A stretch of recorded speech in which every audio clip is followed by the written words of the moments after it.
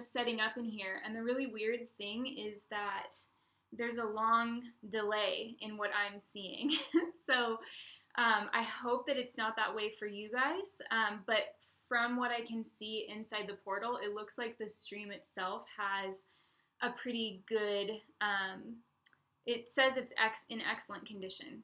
Oh, thank you, Solvita. That's really awesome. I love hearing from you guys. Oh, hi, yes. This is so cool. Okay, great. I'm really glad. Okay.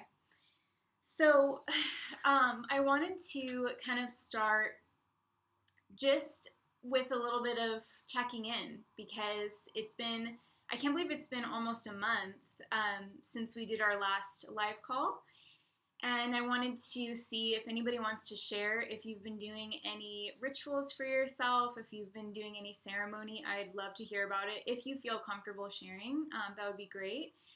And just checking in and seeing, have you been connecting with nature? Have you been connecting with the herbs? I know that we talked about last month. Was there any kind of aha moments, or did you maybe dream of something that you were working with your spiritual practice? Anything and everything, I would love to hear from you guys if you've been kind of putting the materials and the tools to use. For me personally, I have been doing my connection with lavender, of course, and it's always like such a soul supporting herb for me. And I did do one working over between now and the last time that we connected on here. So that one I did on the waning Gemini moon, just to share, while I'm waiting for you guys if you want to share. And I did that one because I felt like it would be a really good moon, just metaphorically speaking and symbolically and in terms of the energy of it. I did a working to release some of the noisiness actually on the property that I live on. It's been something that I had been struggling with for just since we moved here, and I have a really awesome landlady who lives on the same property, and she loves to do a lot of projects. She's a really sweet person. She rescues dogs. I mean, she has like a very good heart, but she loves to do loud projects all the time on the property, and a lot of her projects recently have been near my place. Facing fears. Okay, Suji says, hi Kelly, in the last live video you had mentioned about facing fears continuously. These words were immensely helpful during my extremely deep meditations in the past few weeks. Oh, thank you so much for saying that. I'm really glad to hear that it was helpful. And we have a little bit more of that theme tonight actually, so maybe we'll be able to take that, continuously. It was crucial. So as to stay with the feelings and not jump to thoughts. Oh, yeah, no, that like really hits me too, because it is easy to intellectualize or approach things from like an intellectual standpoint. And I feel like maybe I can relate to you a lot if we're kind of talking about the same thing. That, yeah, that's something that we're sort of trained to do, but to really sit with the feelings and acknowledge them and embrace them is a really powerful thing to do. And we are going to be talking a little bit about that as well today. So thank you so much for saying that. Is very like thematically appropriate. I guess that's probably just a continual thing that we do, right? But yeah, so for me, what I was kind of facing with the reason that I did that spell work on the waning Gemini moon, it was about kind of increasing the peace, basically, but since I only had a waning moon to work with at that time, and that's when I really felt I needed that spell, at that point, it was like, okay, something has to change. I did that, and it was really great. I wrote about it in my book, and I also kind of wanted to leave the space open as well, so that I wasn't just asking for the noise level to go down or for inconveniences to just go away, but it was also about like forgiving myself and the other person for the any like inconsiderateness on either side, or any like frustrations that we both may have felt. And we didn't have a conflict or anything like that at all, but it was definitely something where I had to really recognize my needs and my willingness to just express those needs. So it sounds like such a simple, kind of silly thing, but it was actually a really big process of growth for me. And so that's why I did that working. And then that was also to kind of draw in the silence and the peacefulness on the property just magically as well. And then after that, it was really interesting to see how, after I did that working, kind of during the subsequent weeks, because that was during the waning moon, so that was a while ago now. During the subsequent weeks, I became more kind of, I guess, peacefully able to ask for those needs to be met, or to be a little bit more communicative in ways where I was really, I felt like I had been conditioned to sort of abandon myself, or like put other people's needs first all of the time. And I was kind of in a situation where, with my work and with everything that I do, it requires a lot of recording, and it requires a lot of peacefulness in the environment for me to be able to tune in reliably, and for me to be able to take care of my clients and people that I work with and stuff. So I was kind of in this position where I felt like I needed to grow, because I couldn't be everything to everyone in that moment, which is kind of maybe something that I guess I just needed to realize. So since that time, it actually has gotten better gradually. So I'm happy to say that I do feel like the spell work that I did is working. And I felt really good about it, like the whole time and afterwards. It just felt like a lot of tension and stress around that topic was released for me. And I've been way more communicative and, just on the same page with my landlady. So ever since then, it has gotten better. It's still a challenge at times, but I feel like I'm here for a reason, and I'm here to be experiencing that for a reason. And but at the same time, I also feel like the metaphysical aspect of the magical working that I did definitely helped. So that's my little share. So Yas had a comment.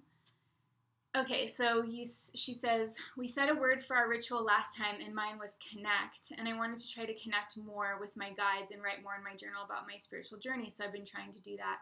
Nice, yeah. And that's really all it is, is just every day making the point of connection, even in those small moments, even if you only have just a few minutes, even if you only have 2 minutes of writing something down, or even just writing a word down that comes to your mind on a daily basis, especially with guides. Those relationships develop similarly to human relationships. There's a point of connection between the two personalities, or the energies, or if you see it as a higher part of yourself, whatever. But it is a relationship that develops very much in the same way that you would develop a relationship with another person. The more consistent you are about connecting, the more consistent you are about even just for a short, it's almost like a quick phone call with a friend. It's like keeps you connected, or a text even. So I love that, and I feel like you should probably be experiencing more of the benefits of that. I would think, if you've been connecting a little bit more consistently. I know sometimes it can take a while to develop those relationships, so don't worry if you haven't, but I feel like there's something there. Just as I'm connecting to your words, I'm I feel like there's something connecting to you too, I guess. Because I just saw, just clairvoyantly, I saw that, I don't know if this is going to make any sense, but I saw that cup, the image of the cup that has the two profiles looking at each other. That just came into my mind's eye really quickly. So I don't know what that means, but that was something that came through on that. So anybody else, if you have anything that you want to share about what you've been experiencing with your journey with your Book of Shadows, if you've made any entries into your Book of Shadows or done any spell work or anything like that, I would love to know about it. And I'm sure everybody else here is interested as well. For today, we have this beautiful Pisces full moon. And I wanted to talk about the topic of the archetype of the inner visionary today, because for me, I feel that the energies of this moon are very much about like connecting to your vision. Even, for example, inner sight, mediumship, vision questing, anything like that, anything shamanic journeying, all of these things would be so, so incredibly powerful for the energy of this full moon, which is going on, right now, basically. And then I think over basically this whole weekend, I think the vibes are going to be really good for any kind of visionary work that you want to do. So what I wanted to do today was to make a little visionary page or a vision page in my book of shadows, and I'm going to be kind of probably doing a little bit of that, setting that up later on the call. But I wanted to talk a little bit about the concept of like what the inner visionary is within you, because we each have, that archetype of the visionary. And one of the sources that I found really helpful in connecting with that archetype, because it's a universal archetype, like across cultural, boundaries, across, continents that didn't have any connection with each other, they have, a similar section of like 4 basic human archetypes. And there's, even in psychology, in all these different fields, there's the number 4 coming through as like a really strong structure, inherent archetypal structure in the psyche. So indigenous people figured this out. Psychologists, depth psychologists, Carl Jung, analysts figured this out. I think it's just something that we can embrace as a tool for understanding ourselves a little bit better, and also enhancing and developing the parts of our personality that we may not necessarily favor.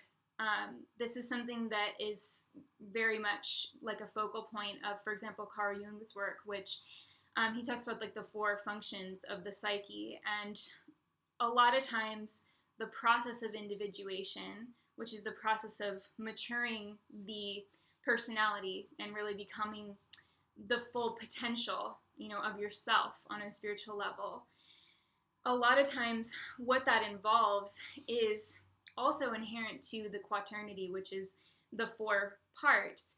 We usually are born with at least 1 or 2 dominant parts, sometimes 3 dominant functions of our psyche, dominant archetypes within our personality that we can go to and utilize with relative ease. But for most people, and I'm talking like really, really most people, there's a piece of that. There's usually like the 4th component that is either like mostly unconscious or very, very difficult to reach.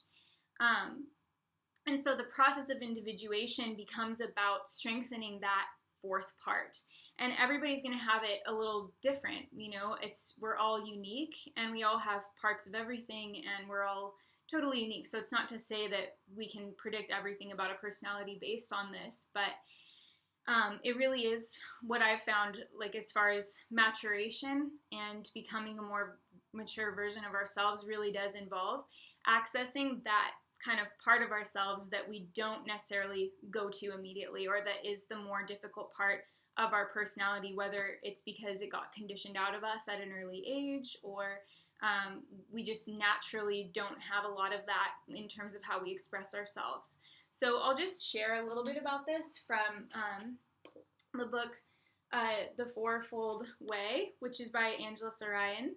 And she talks a lot about these archetypes, and she's done a lot of like anthropological research on different indigenous cultures. And so I really love this book for like a really great outline on these 4 kind of fundamental functions or fundamental archetypes within humankind. So I would highly recommend this if you're in the market for a book to read and you want to learn more about kind of like the fourfold way or the 4 main archetypes.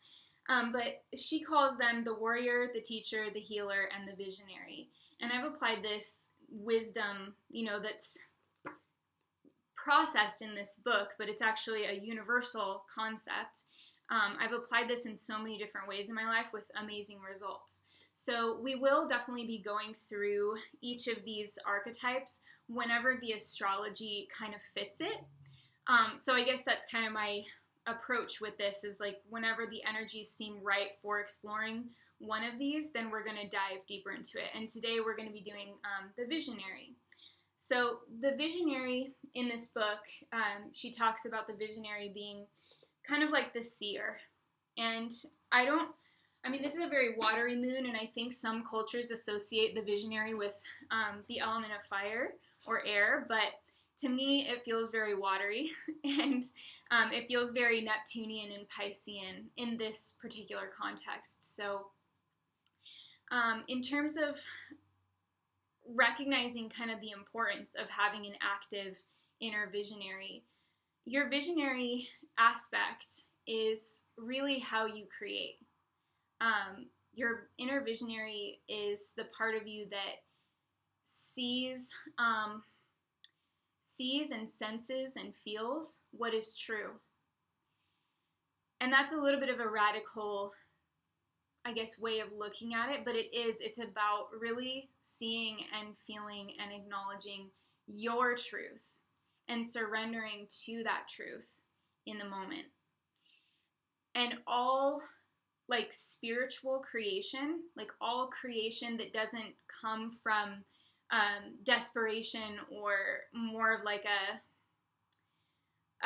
like FOMO, but like real creation that comes from like real inspiration is always coming from your inner visionary, and it's coming from you like witnessing the truth within yourself, witnessing the truth in life in general. And that's really where that kind of inspiration and that creative vision gets its birth. So one of the things that I think is really helpful in beginning to work with this visionary energy of this full moon is in kind of recognizing like what's true for you right now. And this is where some of this stuff comes in about it's about accepting and acknowledging and continuously acknowledging the fears as they come up. It's also about recognizing tipping points. And a tipping point in your life is really one of those moments where a lot of times it can feel like the thing that comes to me is almost like I want to say a tower moment, but it's not really a tower moment. It kind of is. It can feel that way. But a tipping point is really recognizing when something in your life is maybe not going the way that you wanted it to, or when something needs to be faced, something needs to be acknowledged. Either something may be backsliding a little bit, or something may be becoming really frustrating. It could be becoming like there's some sort of truth that your life is telling you through little things and sometimes big things. Sometimes it's just signs and your own inner emotions. And sometimes it's bigger things that you can point to that you're like, well, that event was very symbolic, But whatever it is, it's like you realize that you're at a tipping point. And some of you may feel this and some of you may not. But either way, it's good to have this context so that if and when you do feel those tipping points coming in, and we all do get them, you're able to kind of recognize, okay, this isn't something that's being taken away from me, like I first just thought. This isn't something that is oppressive to me or trapping me, because sometimes that's how it can feel. Like if you're really working towards something and it's not really flowing, or you're working towards something and it's been going good for a while, and then there's like a downturn, or there's a frustration, there's an obstacle in your path, and it's like the first knee-jerk reaction is to think, this isn't good, this isn't what I want, this is something that I've been working to prevent, and here it is like in my face. And I think the visionary really comes in. That's that part of ourselves that is able to kind of step beyond our immediate perception of what's going on and recognize that this isn't a situation that's trapping you or that's disappointing you or that is kind of holding you back at all. It's a situation that's actually liberating you. It's liberating you from something that you constructed for yourself to limit your vision, to limit the scope of what you can perceive and bear witness to and achieve for yourself. And we all have those kind of comfort zones, and we have those plateaus. And sometimes these tipping point moments come in to show us how much more there is. You know, it's like if we're at a plateau and then we see all of a sudden on the horizon that there's new hills that we want to hike because it just looks awesome to do it. That is an exciting thing once we recognize it.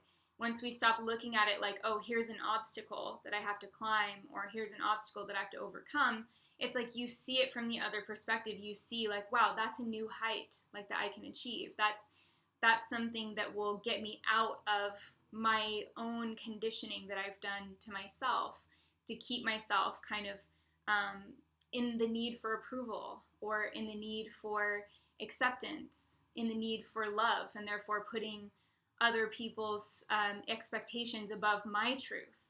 That's what the visionary, like the deeper aspect of the creative visionary is, I feel. And that's a way that it comes out, and it can really save us in a lot of ways in our lives, because we're like, wow, you know, this is different than I thought. This is actually exactly what I wanted. This is exactly what I needed, but I just didn't know that it was going to come to me in this different way, or I had to open my own perception, my own ability to visualize in order to experience that and see it for what it really is.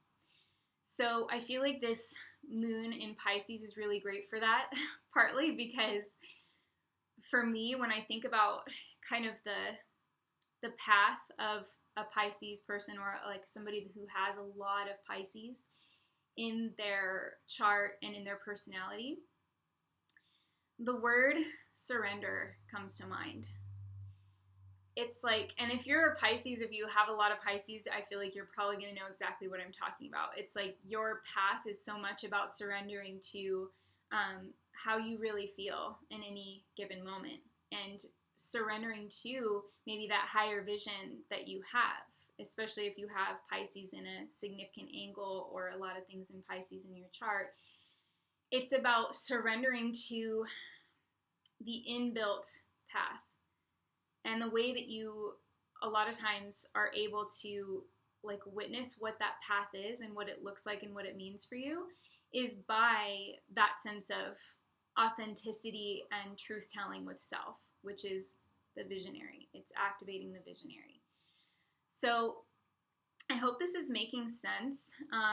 Please feel free to let me know if you have any questions, but these are kind of the things that I've been meditating on with this full moon.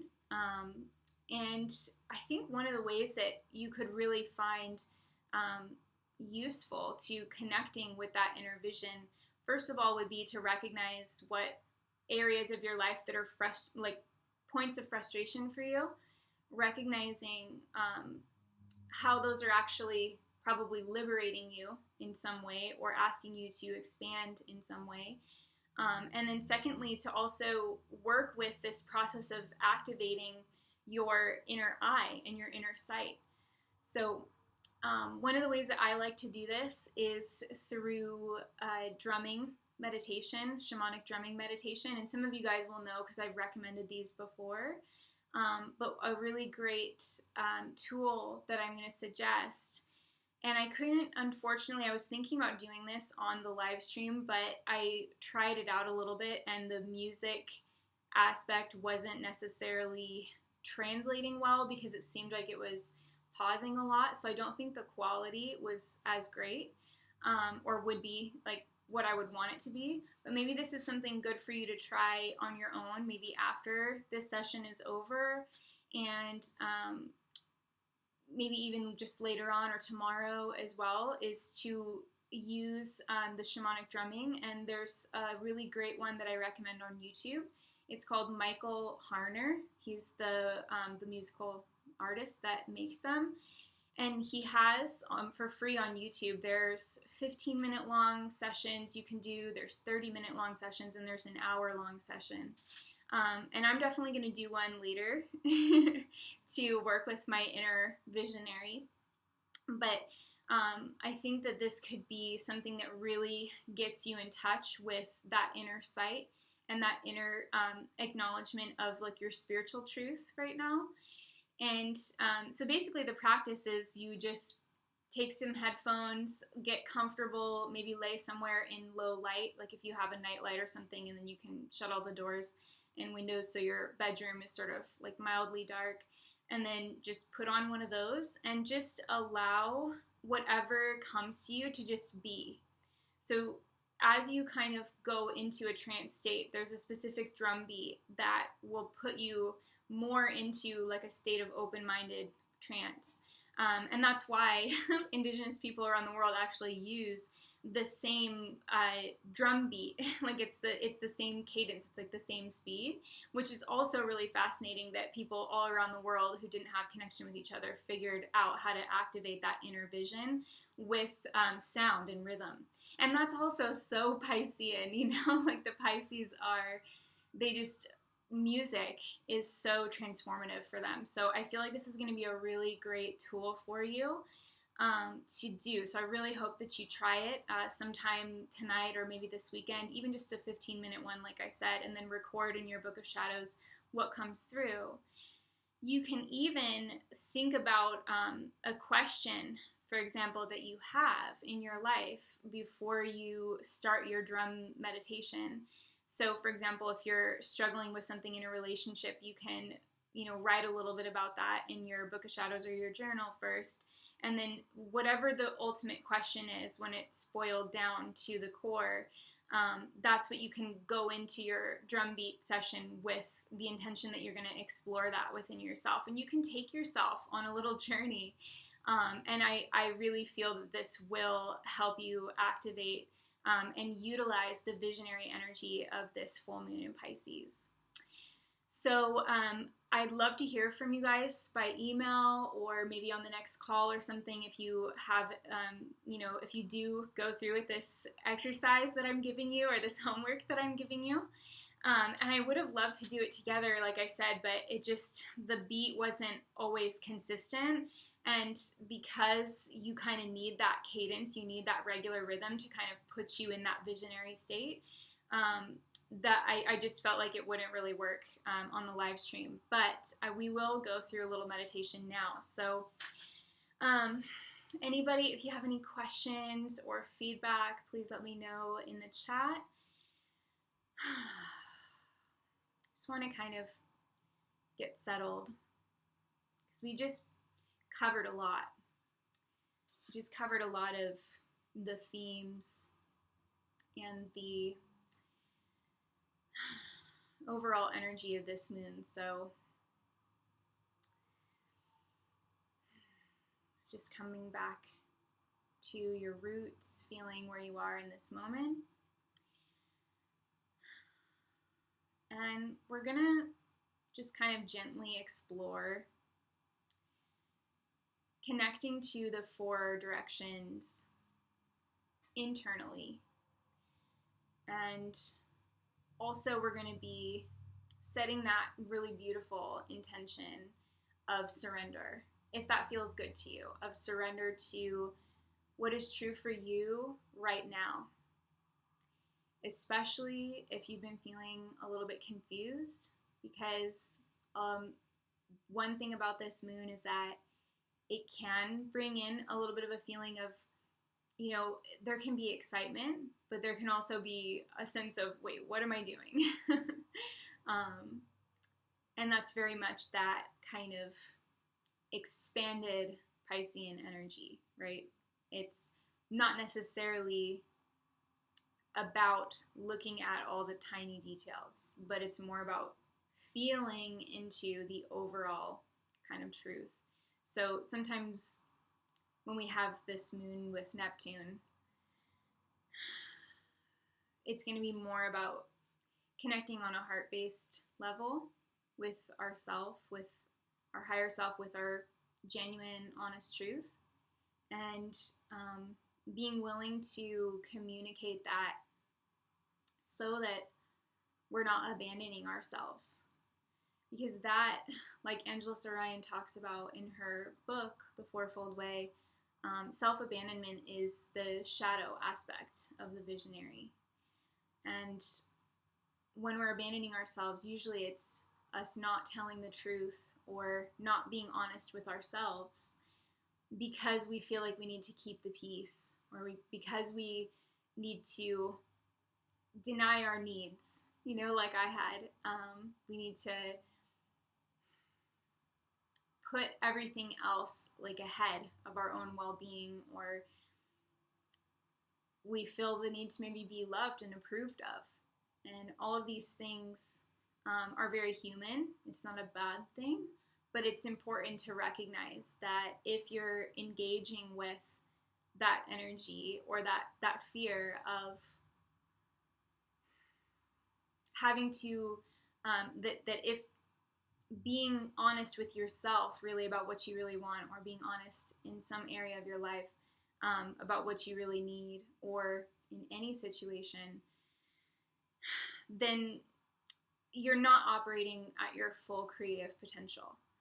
And that's, again, not to be hard on yourself at all, but it's just about gently, lovingly surrendering to your truth at this time.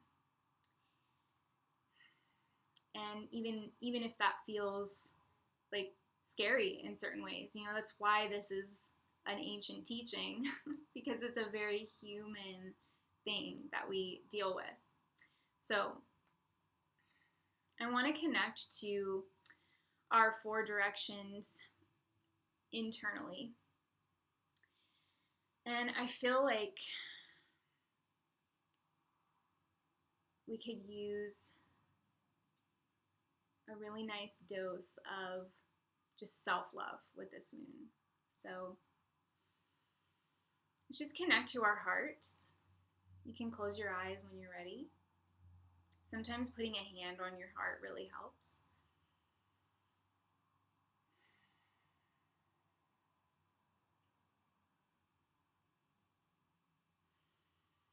Just feeling, increasing that connection between your heart and your mind.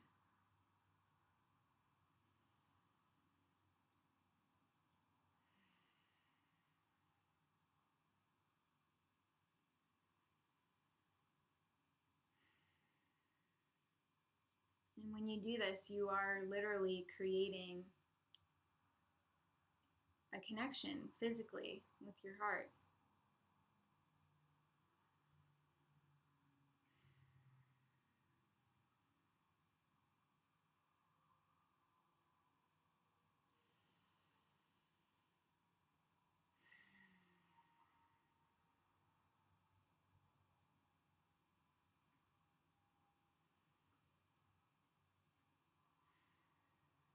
And we're going to begin, once you've formed that connection with your heart, we're going to begin by visualizing a bright light around that heart energy in our chest. We're going to feel that light gently expand to the north, the direction north. And if you know where north is, then feel that and visualize that. If you don't, then you can just put it in front of you if you want.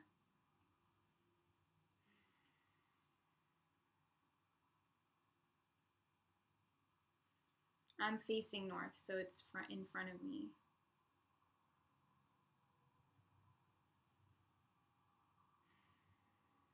And we're just going to call on your strength,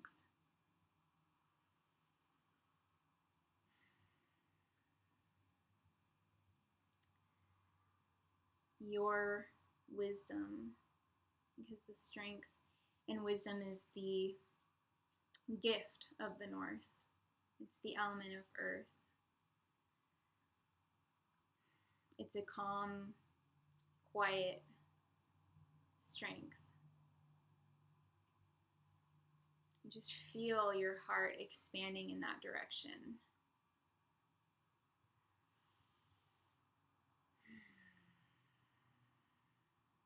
Accessing, growing, becoming aware. of all of that strength that you do possess, but that you forget sometimes when you're scared, when you're challenged, when you're stressed, when you're overworked or overwhelmed.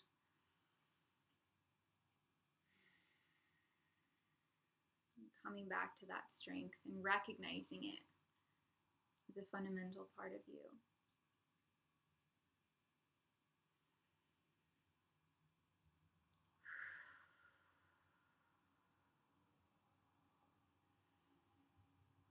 Now we're going to thank this part of yourself.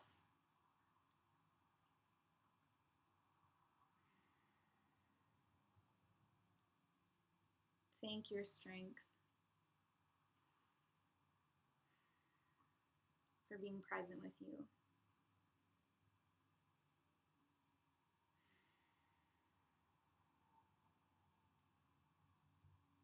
Accept the gift of the North,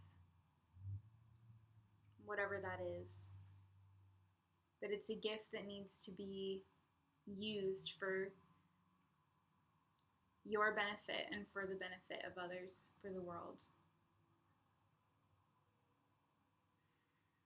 It's personal power, so you have to, once you have that personal power and you're feeling it and integrating it, you're going to be able to do more things with it. So it's a gift and it's a task. Empowerment is a gift and a task.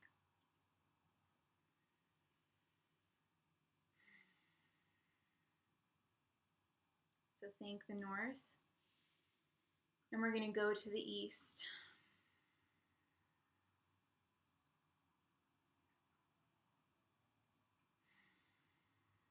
And just connecting, feeling that light in your chest, visualizing and feeling it expand to the east of wherever you are. So you're just stretching your heart just a little bit. Let it feel so good, like a really nice yoga stretch. Stretching your heart to the east.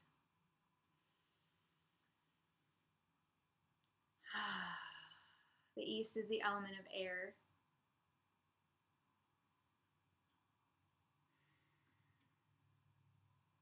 And it brings, again, wisdom, but also teaching and communication, learning. It's a part of you that asks, tells, expresses. It's also the gift of your intellect and what rises in your life, what gives shape and form to your communication and to the energy that you put out.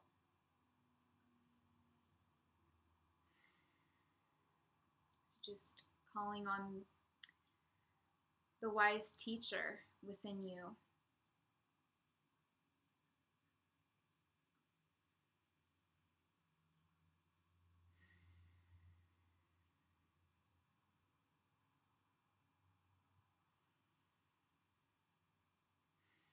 And just feel that stretching, opening in your heart. Expansion in your ability to communicate the truth, even if it's inconvenient for you or someone else around you. Even if it's something like admitting that you feel jealous or admitting that you're worried about losing someone.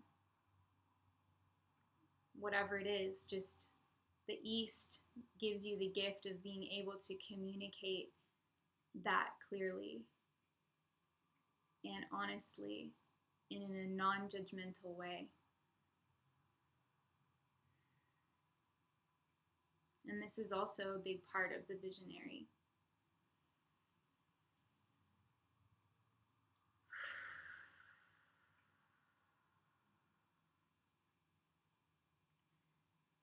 So thank this aspect of yourself,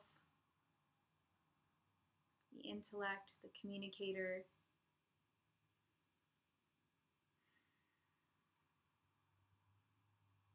the initiator.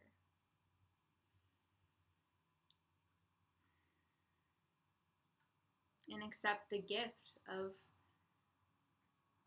radical self-honesty, which becomes radical honesty in all of life.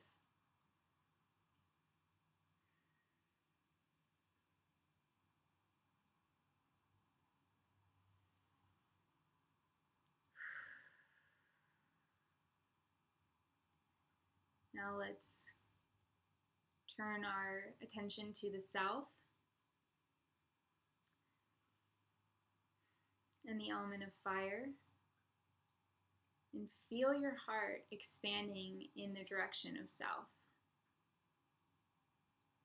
And feel that warmth immediately spreading in your chest.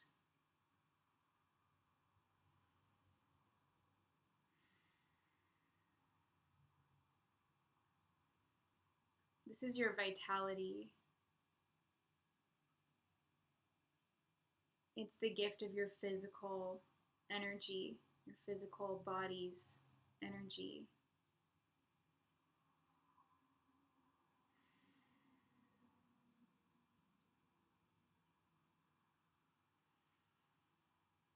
This is also the creative fire that is fueled by truth, that is fueled also by surrender to that truth, which is what we're working with today.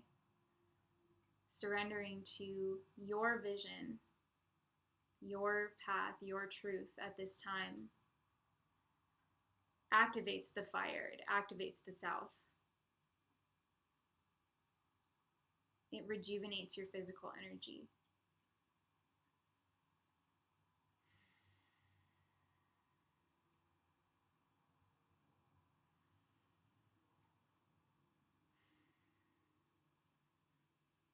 You can expand your heart a little further into the south and feel the purification of fire.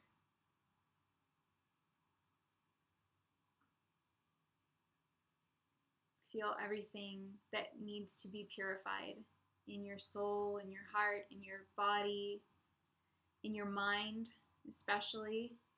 All of those little aches and pains and anxieties and fears can be transformed and understood, and you can approach them with compassion when you have access to the south.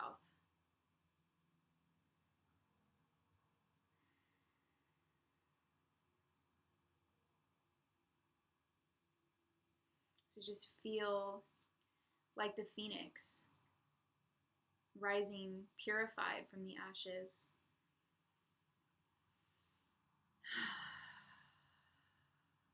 There is nothing to fear.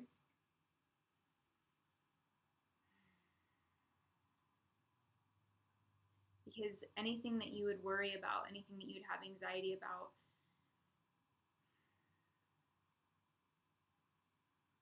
it can be burned away. And what you are, what your gifts are they're impossible to be burned away. You're eternal. So there's nothing real, there's nothing real about those fears, those anxieties. In the deepest sense, when you really recognize your eternal self.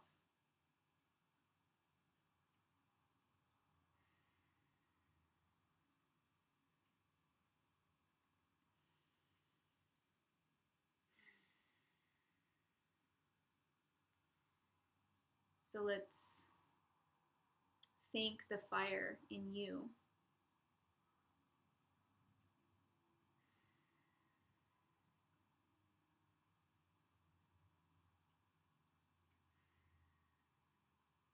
And make your commitment to kindle that fire and stoke that fire and be the temple attendant to that fire in your soul.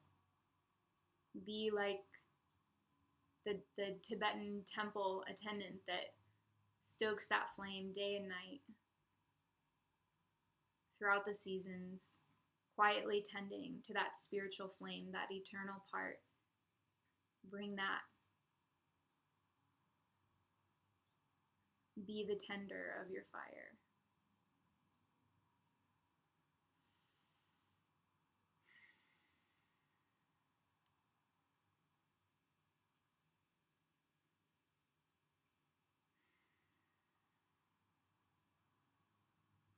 And whatever that will look like for you will be revealed to you either now in the form of a vision of yourself, what you can do to take care of yourself spiritually, what you can do to take care of yourself mentally, your physical body. Any daily practices and commitments are going to be about gently tending that spiritual flame. And those will come to you.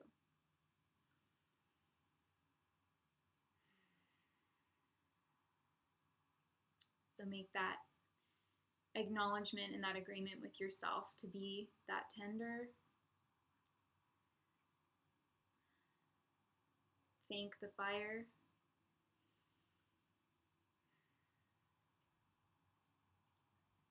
And let's turn our attention west, the direction of healing.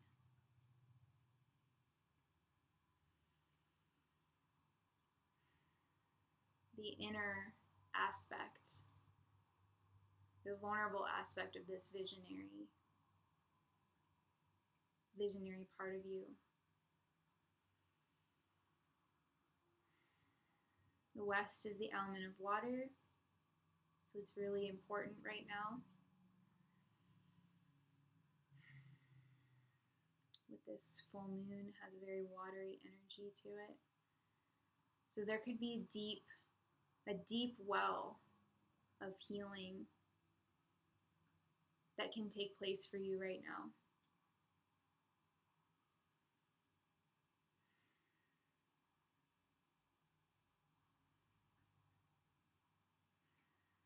The direction west is protected by the guardians of healers, the guardians of sensitives and people who care for others in any way, shape, or form. Find refuge in the direction west.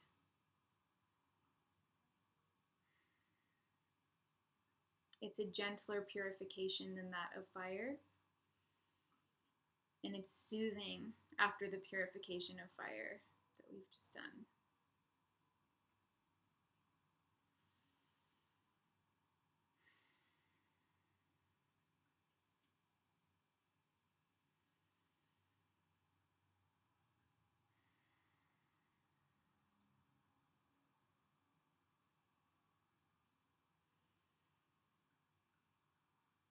As you connect with and expand your heart in the direction west,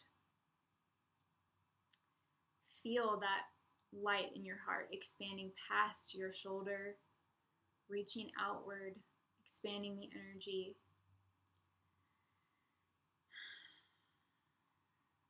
And with it, there's this intense relief, surrender, acceptance, love, as the circle is completed by the last element.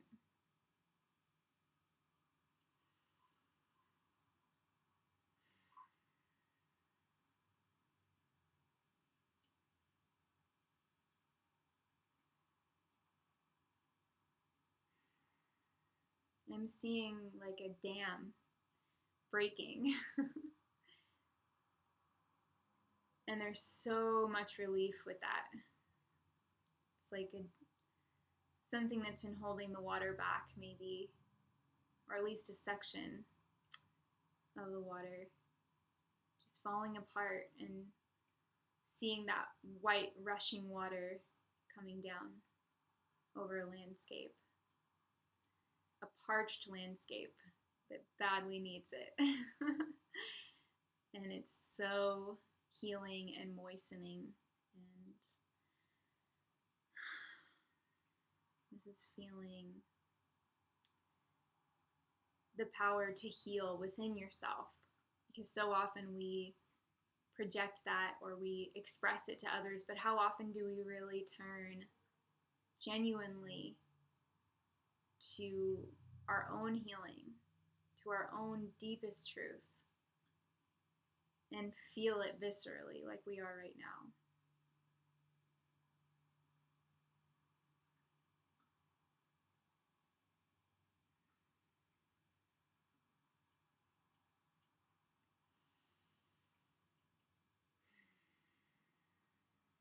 So receive the gifts of your own inner healer right now.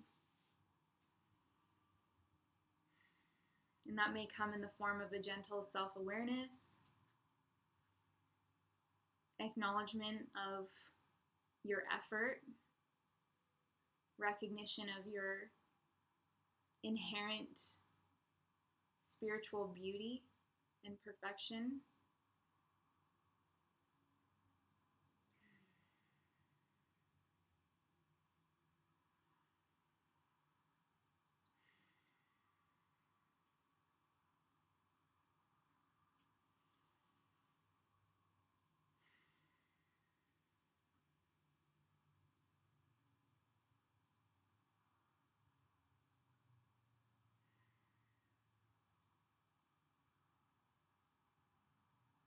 Whatever that awareness feels like to you right now, whatever healing gift you need to give yourself, recognize that your heart is capable of that, and capable, beyond capable of knowing what you need in any given moment, and that you can trust that, you can be certain of that. Because now your heart is expanded in the 4 directions. So let's thank the guardians of water and the deities of water and your connection with water. And reach below us, directly below, to anchor into the earth. And when you feel like you're putting roots down into the earth,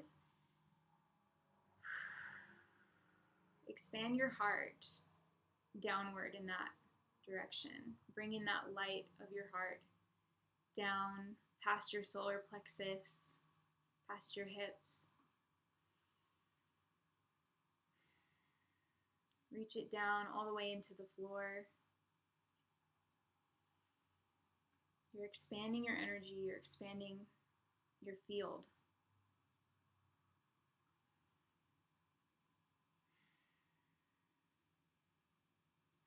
And maybe go a little further down,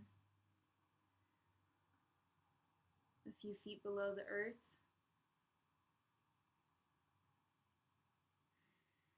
Just feel how rooted your entire body is now. When your heart is grounded, you can be sure that the rest of you is grounded too.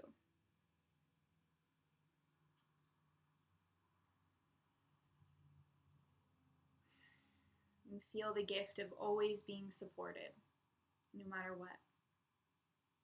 The ground is always going to be underneath you, lifting you up, so much so that we take it for granted. But feel that love and support from Mother Earth.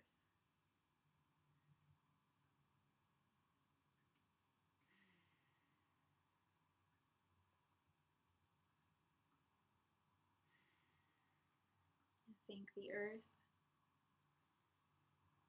And let's now take the energy of our roots, our strong trunk that we just connected with, and reach upward with our branches, spiritual auric field branches above our head.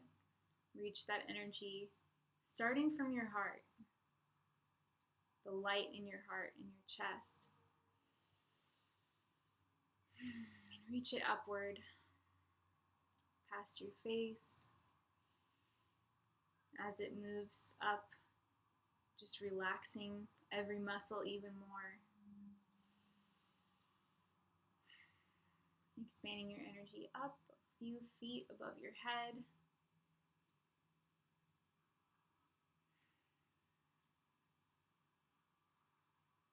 Feel how strong it is now after doing all this work, connecting, awakening, acknowledging.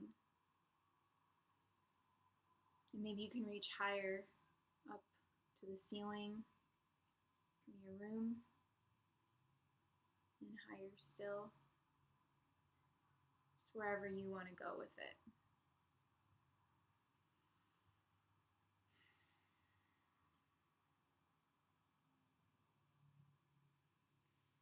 And now, connect to that higher aspect, whether it's your higher self or source, up through your crown, connecting to the universe, the cosmos, and just receive the gift of that connection now.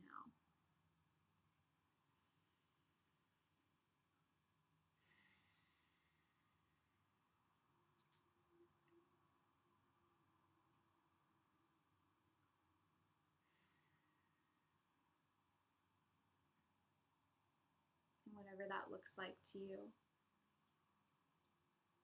accept that gift. Maybe it's a new awareness. Again, maybe it's a tool, the ability to trust, increasing, the ability to have faith in the universe.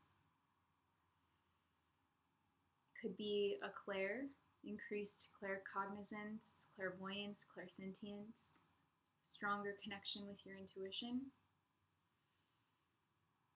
Whatever that is, draw that gift down now and accept it.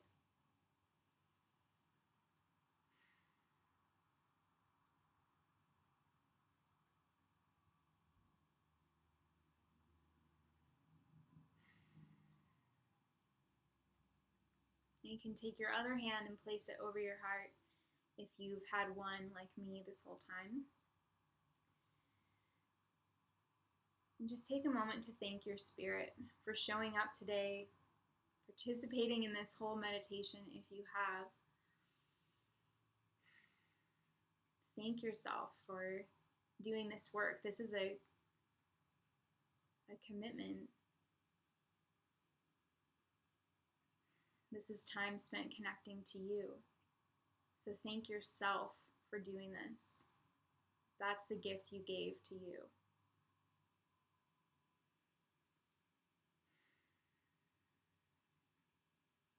And feel, again, that expanded energy of your heart in all directions. Like an egg. I'm seeing it like an egg around you, around your whole body. And how safe do you feel now to create and visualize the future that you want without any judgment, without any limitation? Now that you've expanded your awareness of your heart and the energy of your heart in all directions, how do you feel about those tipping points? How do you feel about those fears? Does it feel safer to be you? Does it feel safer to express that genuine vision?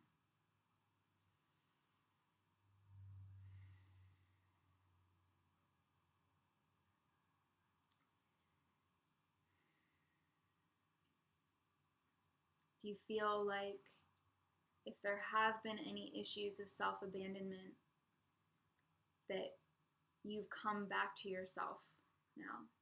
You've come back home. And you can do anything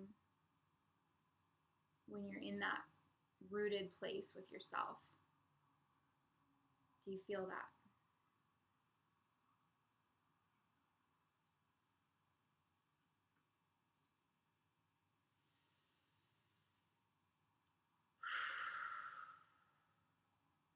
When you're ready, you can open your eyes. Whew. I feel like I need to open and close my fingers. That was a long meditation, guys.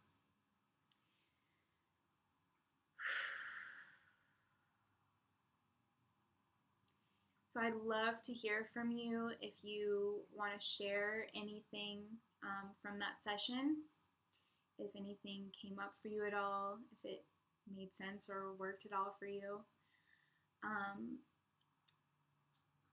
I feel like once we're in this expanded place and we've accepted the gifts of the 4 functions, the 4 elements, the 4 aspects of ourselves, it's a lot easier to know what we really want and kind of defining the difference between things that we kind of have as wishes or as vague kind of desires that float around in the back of our mind versus real intention to create, intention of this is for me, like this is my path. A lot of times just connecting with the 4 angles, the 4 directions, and up and down can really give us the safety energetically and the clarity. We're clearing our field when we're doing this work. This is natural magic, but we're doing it with our own physical energy. So I'd love to hear from anyone out there who followed along with me. One thing I'm going to suggest is that hang on, I'm going to light us some more Paulo.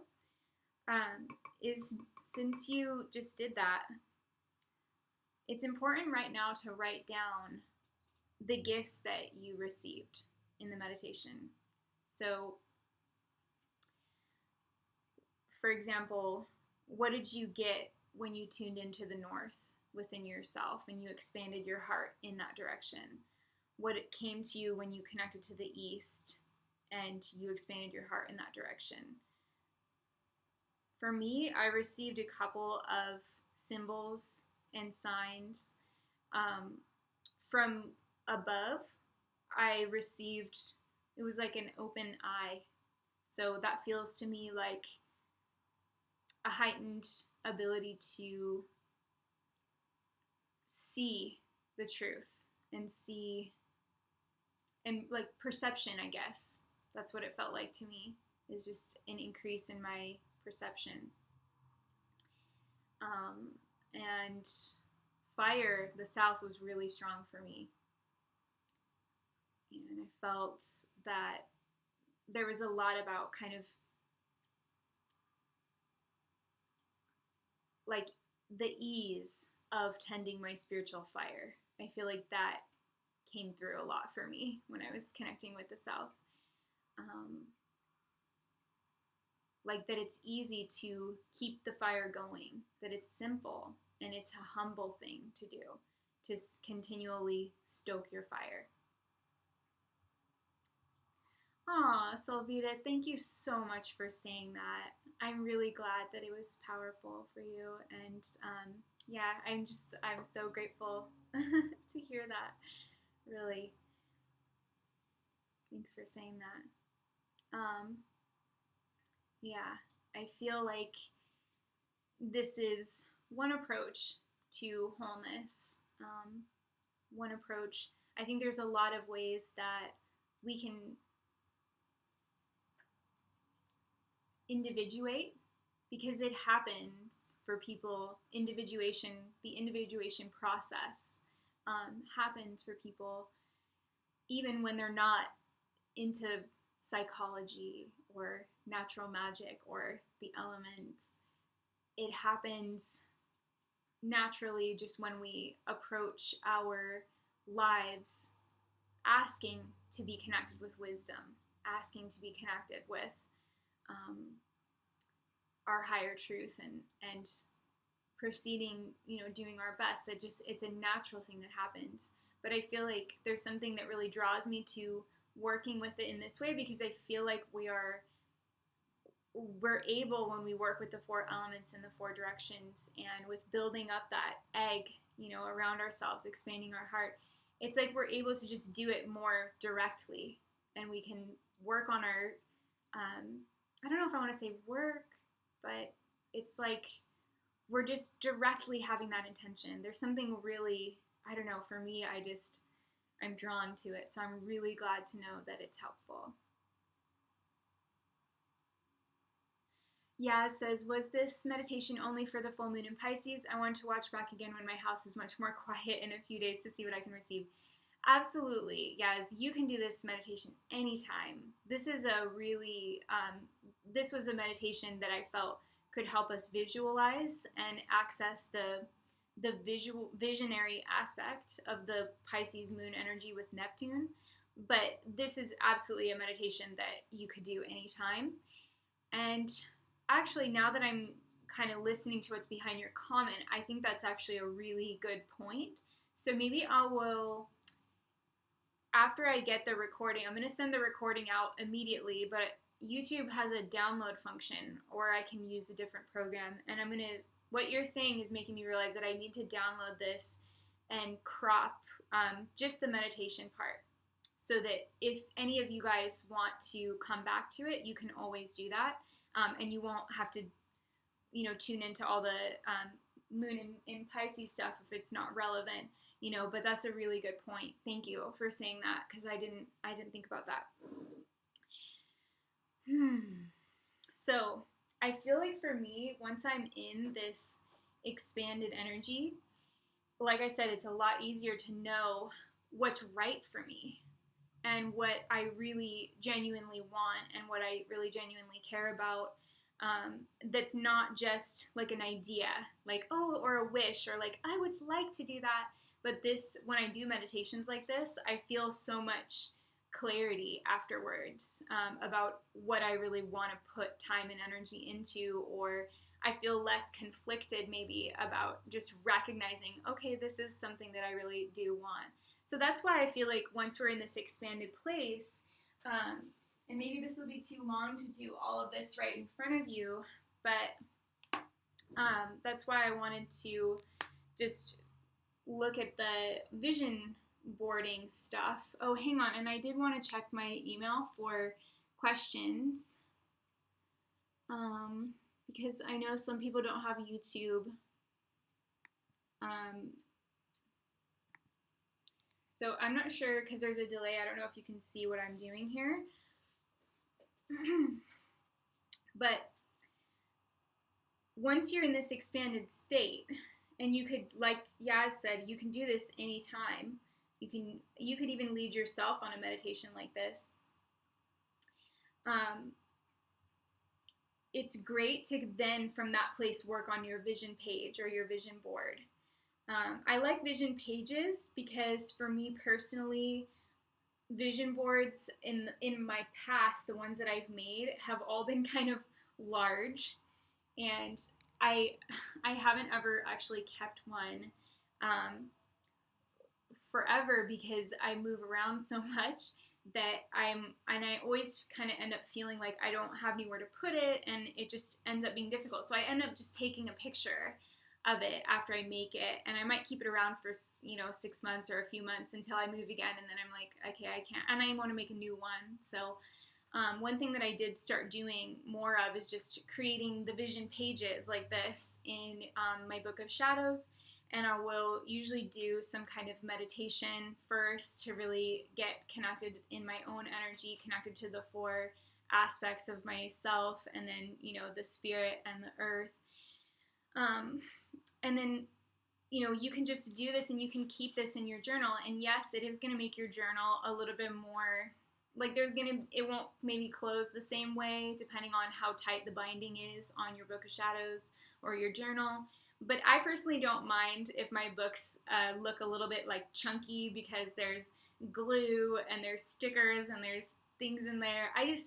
There's something about that I just really love. And I feel like when I'm really connected to myself and I'm really doing everything that I need to do, again, to kind of stoke my own spiritual fire. It's just easy to feel that when I can look at my book and I can see all these little collage pages that I've made over time, or I can see, different spell rituals and ceremonies that I've done, and like the record of them and everything. It makes me feel like a spark of joy, because I'm like, oh, it just feels like me, like it's like anchored into like my energy. So I feel like this would be a really good tool for right now if you have a chance. I'm definitely going to do mine. Like I said before, I have the printer. I guess some of you guys are new, so maybe I should grab it. It's not right next to me. I think it's over here. So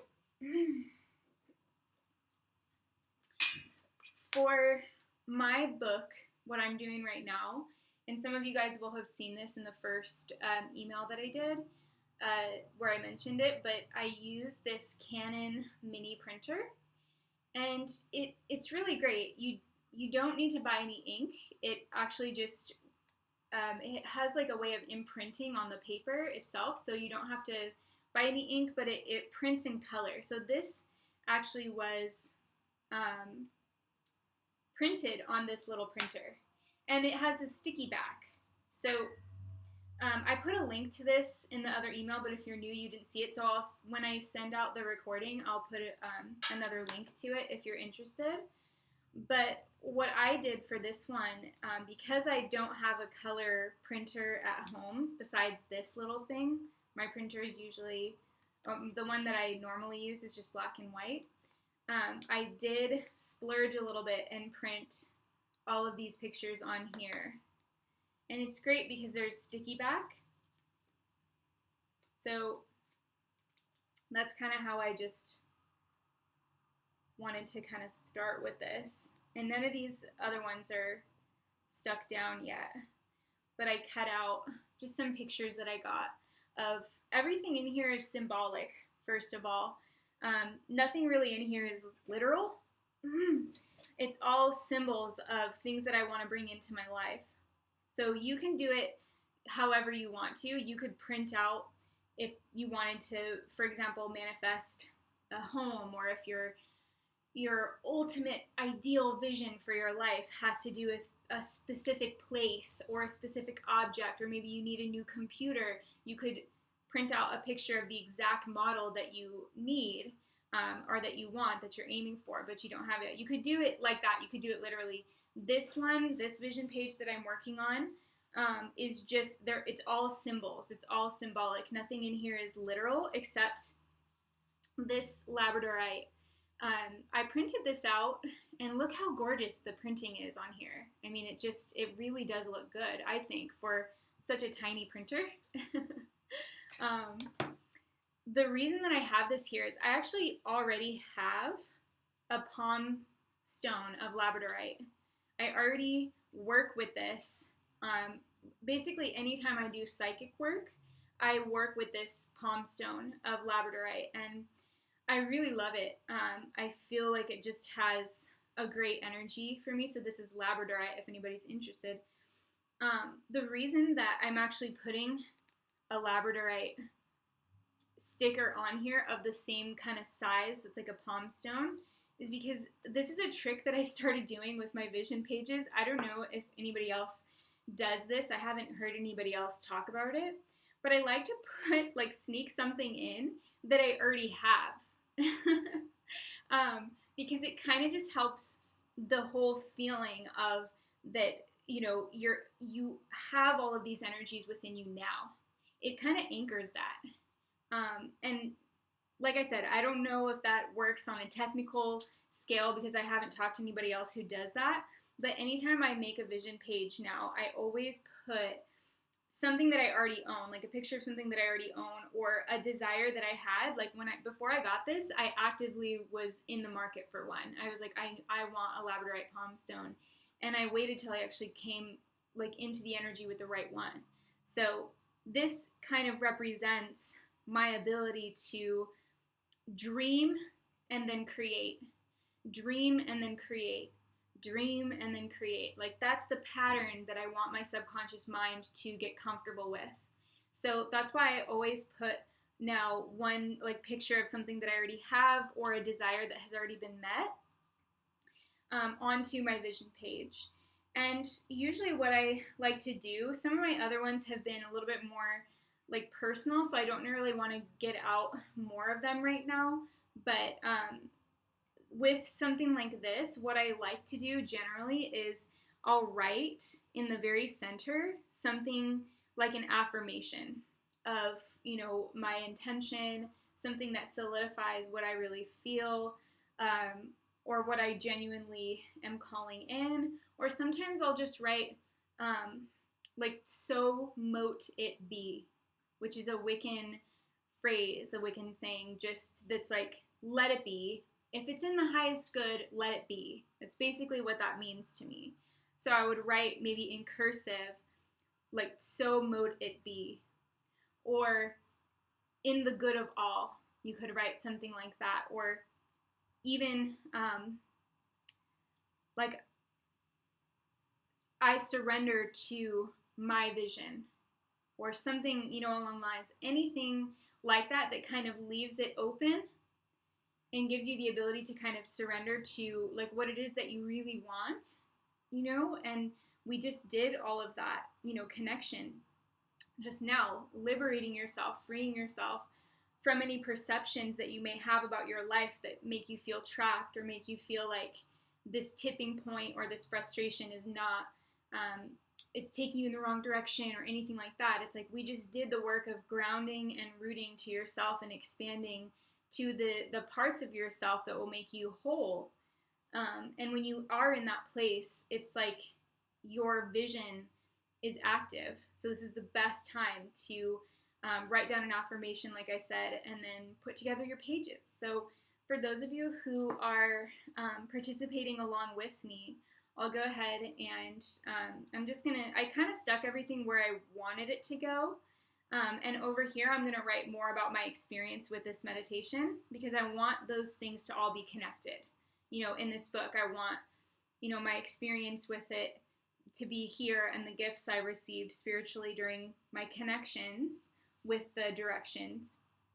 I'm going to write all those notes here, and then I'm going to have these things here. So I did do a little bit of pre-work for this because I knew I was going to be sharing with you guys, and that's why I wanted to share with you as well in the beginning about like how what I realized I was running away from was like having to ask for my needs, having to ask for what I need, basically, that I was kind of running away from that, and that I needed to go deeper into myself and activating, my own inner visionary to kind of cope with the things that I would have to do differently in order to be more communicative in that area and to not run away from the need to have my own truth be told, especially in a situation where I feel kind of, a lot of that was, coming up for me in my life in the situation with the property that I live on. But it was obviously a deeper lesson. It was like kind of showing me like, what are you doing? You gotta communicate. It's okay to rock the boat a little bit. It's okay to ask for what you need, even if it feels, like in my situation, for example, it was hard because the issue kept happening and I would ask for it to be, resolved. And without going into too much detail, it was like the person kind of wasn't making the adjustment, if you know what I mean. So it wasn't just that I was having a hard time talking about it like the first time, like I was fine with doing it the first time, but then having to be consistent and relentlessly committed to myself, having to be relentlessly committed to what was true for me, and the fact that it wasn't being addressed, that I wasn't being treated fairly. And there's like this part of, I think for me personally, there's a part of me that found it really difficult to come back the fourth or fifth time and say, this is still not being addressed. Like that was difficult, because it just felt like, it was really pushing me to be in my own corner, to be having my own back, because it would have been so much easier to just sweep it under the rug, not say what I need, go with the flow, have preserve the harmony. And it's not that it's not harmonious at all. It really is, but it's just I like really, when someone's pushing you in life, or life is pushing you, and you have to keep showing up and be relentlessly in your corner, relentlessly on your own side. So that's really what I was learning with this situation, and so I felt like it was important to kind of share that with you guys, because it's just an example of how these things really come out, with when you're working, in this way on yourself, like really consciously about, okay, these are my tendencies, and recognizing that that it doesn't have to be that way. It doesn't have to be what you think it has to be. You can have a lot more, and be a lot more. You can have and be a lot more when you are willing to overstep or face or go beyond, or like Sujith was saying, that like continuously facing your fears, your life just gets better. And I felt like this was preparing me for something. So, preparing me for, being strong in myself in that way in the future. So anyway, that was my little experience. So I have a couple of things here that are symbolic to that situation, but also just other things in my life. So everything on here is symbolic. Let me know. I'd love to hear from you guys. If we've been on for a while, I'll probably end the call soon. But I wanted to pull a card, or a couple cards for us, with the Queen of the Moon Oracle. I'll put a link to this one in the email as well, if you're interested in it. But it feels like it's a really dreamy deck. It feels like the perfect deck for this Pisces full moon. I'm just going to pull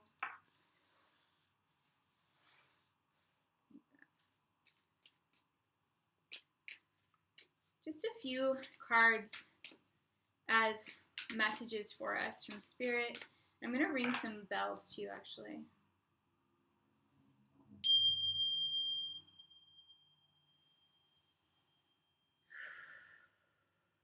Calling on our higher guidance. What do we need to know to make the most of these energies? What do we need to know to make the most of these energies?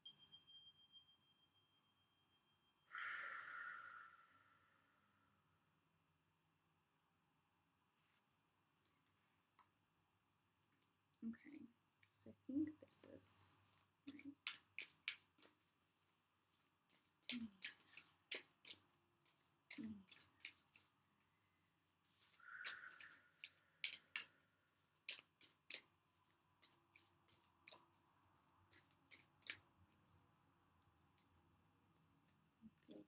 This one. Okay, so let's take a look at what we've got. These are just some messages about what we need to know to really make the most of this full moon. Wow. So we've got waxing gibbous, which is action. And I love the theatrical feel of the ballerina. It just feels very appropriate, very Neptunian, actually. So let's take a look. All of these messages together. Pleasure. And this is card 18, which is the moon in tarot. And it's a waning gibbous. So we're going from kind of like the two sides of fullness here. So we've got, right now, technically where I am, the moon is still waxing. And then we have the next step, which is pleasure, which is the beginning of the waning. And then we have supermoon, which is attraction. Beautiful. That is a gorgeous moon.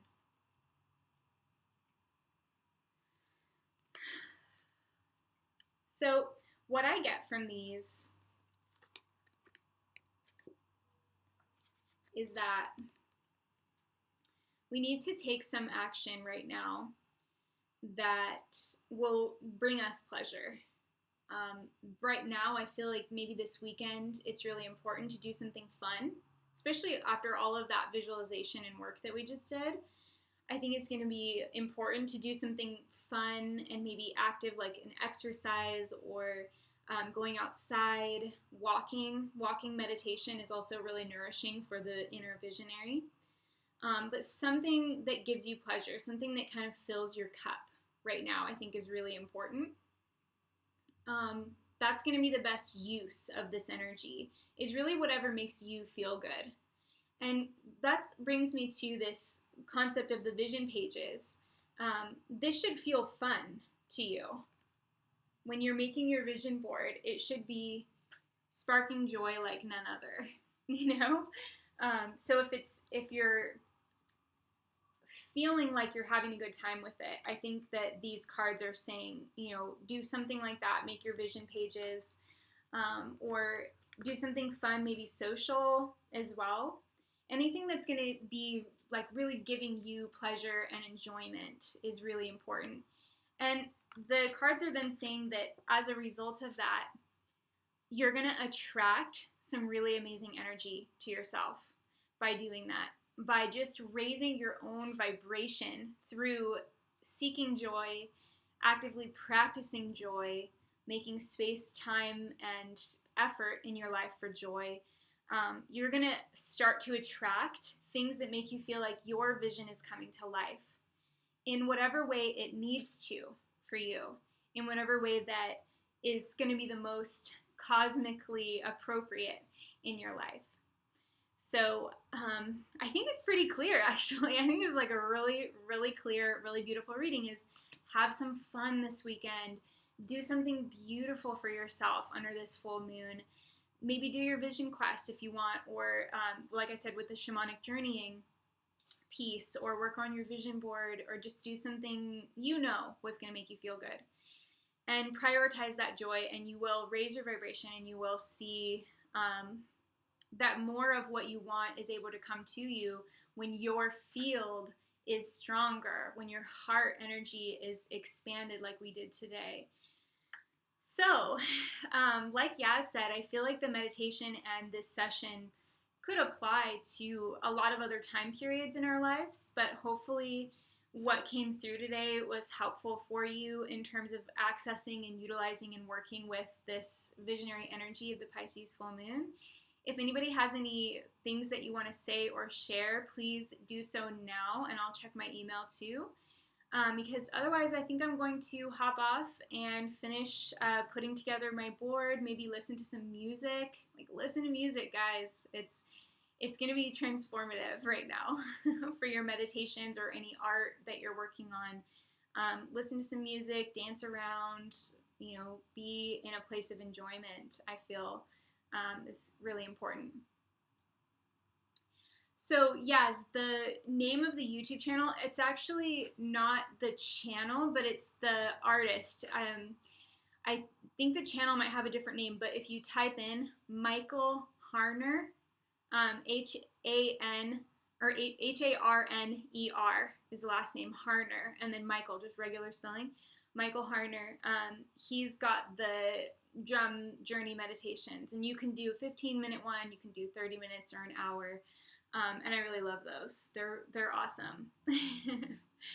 Oh, Sylvita, thank you. Thank you too. Thanks for being communicative and letting me know your thoughts and participating. I really love hearing from you guys. And yeah, if anybody has any feedback on the session too, please let me know through email. Let me see. I'm going to check my email right now to see if anybody else has written in. I don't see anybody. Okay.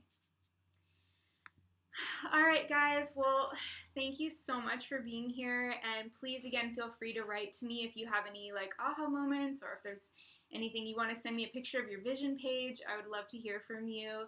And I hope you have an amazing rest of your day wherever you are, and take care of yourselves.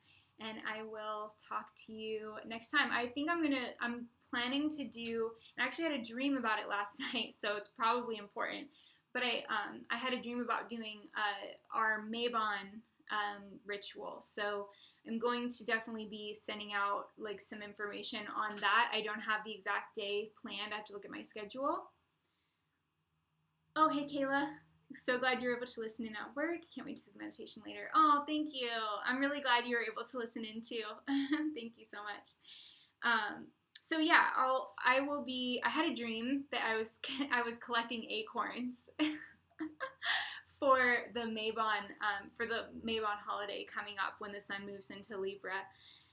So I thought that was like a really sweet dream, like because I didn't have any plan to collect acorns or anything like that. But in the dream, I was like collecting acorns and like setting up my altar, and I had like an orange cloth on the altar, and it was just, I mean, it's obviously probably like either a premonition